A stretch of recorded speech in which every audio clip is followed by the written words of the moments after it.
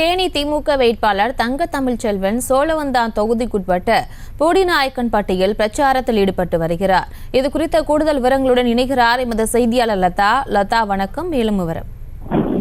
வணக்கம்.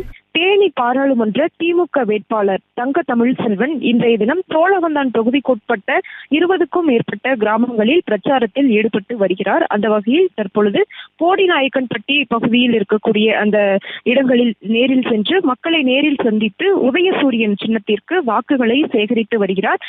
முக்கியமாக இன்றைய தினம் சோழவந்தான் தொகுதிக்கு உட்பட்ட போடிநாயக்கன்பட்டி, மேட்டுநீரைத்தான், வாடிப்பட்டி, ஆண்டிப்பட்டி உள்ளிட்ட 20க்கும் மேற்பட்ட கிராமங்களில் அவர் வாக்கு சேகரிப்பில் ஈடுபட்டு வருகிறார். அவரோடு சோழவந்தான் எம்எல்ஏ வெங்கடேசன் உள்ளிட்ட பலரும் உடன் இருக்கிறார்கள். அதே போல கூட்டணி கட்சியை சேர்ந்தோரும் உடன் இருக்கிறார்கள்.